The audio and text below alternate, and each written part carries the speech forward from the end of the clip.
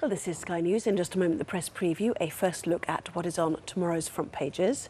First, though, our top stories this evening. White House Press Secretary Sean Spicer says eroding trust led to the resignation of President Trump's national security advisor, Michael Flynn.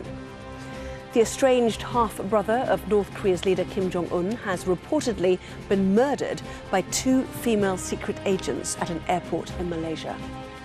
And UKIP leader Paul Nuttall has apologised after admitting that claims on his website that he lost close friends in the Hillsborough disaster were false. His press officer has offered her resignation. Hello there, you're watching Sky News and the press preview. In the next half hour, we'll see what's making the headlines with the editor of the Times Literary Supplement, Stig Abel. Why are they laughing? And the columnist Karen Malone. It's always interesting to see who's here on a night like this, because of course it's Valentine's evening, isn't it? I cannot believe no flowers, yeah. no champagne. No, Anna's basically having a go at us for being here. You're saying we don't have any romantic life.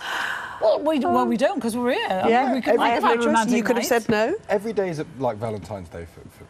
Oh, was it, darling? What was me, you mean, generally? No, I wasn't thinking of you, funnily enough. The reason we were laughing is because he does a funny face every time you say come on, editor of the Times Literary Supplement. He does a mouth like Trump. You do a face mouth I like do it Trump. at Alec Baldwin, do I? You do it, A cat's bottom mouth. Yeah, that's it.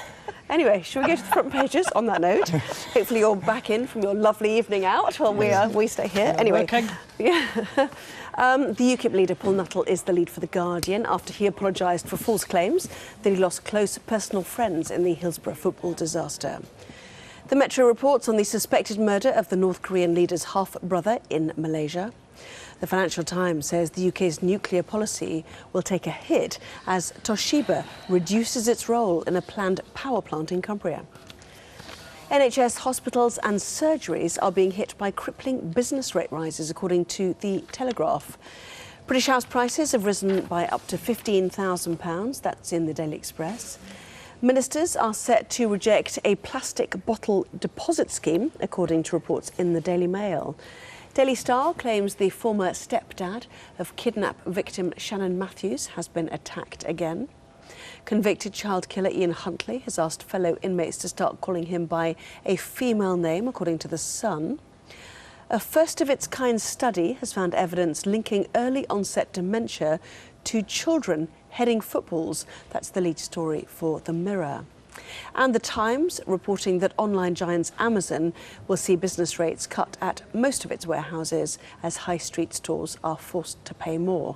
Same sort of story as The Telegraph's then. So let's talk more then with Stig Abel and with Karen Malone, but it's to the inside pages you want to start and the latest shenanigans in the Trump administration. Dare I call it that? The Trump administration? I think you have to call it. It's unbelievable. Brace yourself, he's going to go into a rant now. It's unbelievable. It's unbelievable to many. Yeah. What's interesting about this, the Flynn resignation, is what's coming out now from Mr. Spicer in one of his press conferences is that Trump knew for several weeks that Flynn had misinformed the vice president, had not told the truth about his conversations with Russia. He's the third person connected to the Trump administration to leave because of his Russian connection. So we have this really extraordinary situation where a man who campaigned on America first, who campaigned on making America great again, who appears every time you look at it to be more and more closely connected to a Russian autocratic leader in the form of Putin, is sort of staggering and stumbling along. And the issue with Trump has always been, even if you were perfectly happy with his policies, it's basic competence. This is not an administration that is in any way functioning. You have Kellyanne Conway going on television madly as ever saying he's got the full confidence of the president. Then an hour later, Sean Spicer says his position's being reviewed. We then learn that he's been reviewed for 3 weeks, and now he's been offed or he's resigned. This is a catastrophically incompetent administration. This is not about politics, about whether he's right to do the policies. He's basically lost 3 people because they're too close to Russia. There's a strong evidence by his own intelligence agencies that Russia sought to fiddle the election for Trump's benefit. And Trump has this extraordinary problem now, is he's at war with his own intelligence agencies. What do they therefore do? Leak everything. Everything now that Trump is doing is coming out to the press hostile to him via the intelligence agencies. It's a catastrophic administration. Did you see the story we're supposed to be talking about here? We're supposed to be talking about May assures Trump she's looking forward to his visit. You've not mentioned that once, the whole thing. You do that then, because you're quite pro-Trump, aren't you? No, I'm not pro-Trump. What I'm pro is his visit to this country. Hooray. No, exactly. Everything that's going on in America is American politics. And remember how we reacted when Obama came here and tried to tell us how to run our country. We told him to off. Yeah, but the competency or otherwise of that administration is extremely important to the rest of the world and the UK. Well, yes, it is, but it's not going to affect this visit. And while he is president, he has to come here because he's going to give us a trade deal, we hope. And when he comes here, it would be foolish for people to wreck it, for other politicians to wreck it, for people on demonstrations to wreck it. Well, why would you wreck? It's damaging to Britain's interest to hack him off. It's really damaging to what we might get out of him. But people to call him names and to call him stupid and to criticise his administration. But that will happen. We can think all of that, but when he comes here, it makes total sense for us to play nice. The story is that 1.85 million... There you go. She's gone again. There's another one.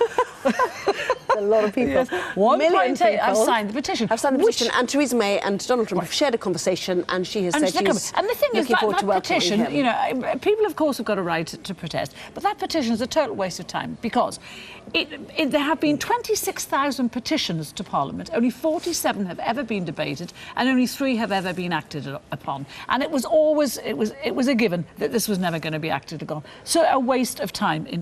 People can, but I just hope people don't protest when he's here. Well, they will do. Well, do they not care what happens to Britain's interests? Do they not care? Because that's what they're doing. They're damaging what's going to happen to us. Because he is exactly the kind of man, because of his instability and everything that you've just said about him, who was likely to say, well, if that's how England feels about me, Britain feels about me, I'm off. Why would I give you anything? Do you think that's good for us? Well, bearing in mind that he also believes in buying American and American protectionism, he's unlikely to give us a very good deal anyway. But well, he is likely to give us a good deal. He has said he will. Well, he hasn't said. But this notion that he said he will comes from basically Michael Gove doing an interview in the Times room where he said, please say we're at the front of the queue. And Donald Trump answered that question, are we going to be at the front of the queue with this? Brexit was good, wasn't it? He has never at any stage said he's going to give us a good deal. But he's never said that, has he? Oh, come on. The way the visit went with Mrs. May, the way she came back, the way it was all picked. Yes, he wants to give us a good deal. That's the whole... It's politics. They're playing politics, the pair of them. And hopefully something good will come out of us. I don't think but he it certainly I don't think he cares either way. If people take to the streets in their many thousands... Which people are going to do. I mean, people are going to do that. Well, they're damaging Britain's interests, as long as they know that's what they're doing. They're talking down the country. Well, they're talking down the country, not him. He's not talking down our country. Yeah. These people are going to damage our country's interests. Right, I've just ranted. You've made me rant now. You've just put me into a rant now. Should we move on? Let's move on. Actually, I could go on to rant in the next one as well, actually. OK, let's crack her on, shall we? Right, it's up we'll just point her at the next one. No, this is a good one. This it's got a new story. Move on quickly. Yeah. Yes. This is The Sun. This is Jeremy Corbyn has, quote, given up on Copeland. He has now had to... This is astonishing. This is the by-election next week in This is the by-election next week. And so he's given up on Copeland. He was told not to go to Copeland because his presence there would be unwelcome. He has been told not to go to Stoke either because his presence there would be unwelcome. Now, isn't this astonishing? The leader of our Labour Party has been told not to go to 2 Labour heartlands in case he upsets people. I mean, it's astonishing. When I look at Corbyn now, I think, have you got no pride? Because he's going to lose both of these seats.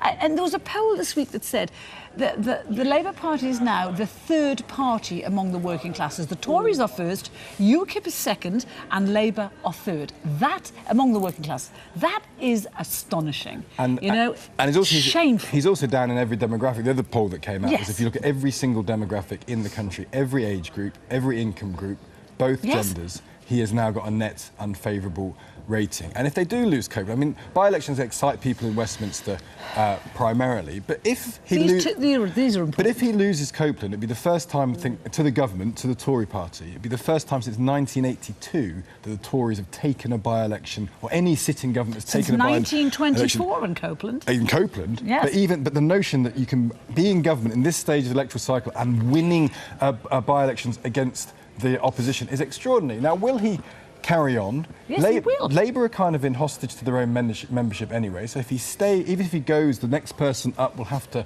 please the membership. But in the north, in Cumbria, they're pro-nuclear, they're pro-military, they're pro-Brexit. Everything he isn't. No, he's pro-Brexit. He's got 1 out of 3. Well, no, he's not. Yeah. If the Tories do win here, and it's the sort of the famous seat of John or Jack Cunningham, as some people called him, for years and years, fairly remote part of the UK. Used to live in it myself actually for a while. And if the Tories do win there, you know, how extraordinary is that, given they are the party of power? Oh, it's I mean, like I said, it's virtually unprecedented in the last 30 years. But given it's that area, which is true Labour. The Tories could be #1 in any Labour heartland is shameful for the current Labour. You know, the other farce this week is that Diane Abbott and Clive Lewis have been sent to marginal seats to try and bring back to UKIP areas, to bring back people to prove that they're not the EU party of the liberal elite. I mean, how stupid is that? They have to go out and prove that. In working class areas, they have to go and prove they're not part of the liberal elite,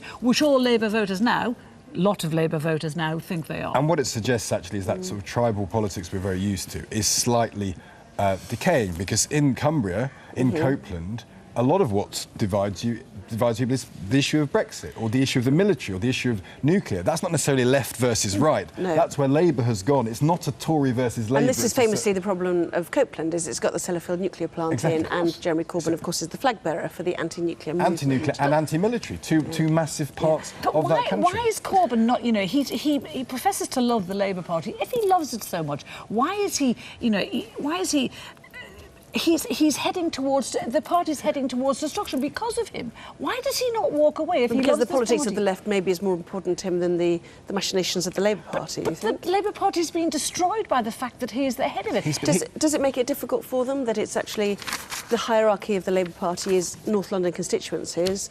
Diane Abbott there on the front page of The Guardian, warning that an abuse rise against women MPs is putting women off actually becoming part of the political establishment. I mean, you're a bit suspicious about the timing, Carol, but I am very suspicious about I think that the sentiment she's expressing is exactly right. Yes, it is. Not just about women, or not just about black people, although she is in a position to say about both of them. This level of poison, of toxicity that has entered public discourse and has got worse, clearly. I mean, anyone who's got anything to do with it has got worse over the last 5 years. But she's saying, with some legitimacy, she came into politics as a young black woman at a time where that was a very unusual sight. And 30 years on, 33 years on, things aren't getting better. The world is not getting less misogynistic. The world is not getting less racist.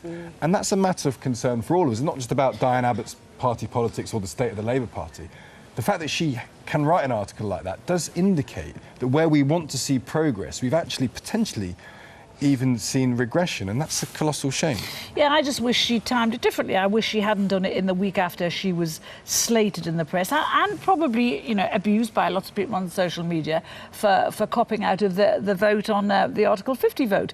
You know, I wish she'd done it the week before. I left it for another month to say this. Yes, she gets a lot of abuse on Twitter, but you know, you mentioned the word racist there. She doesn't. It's not racist abuse that is the problem for women MPs in general.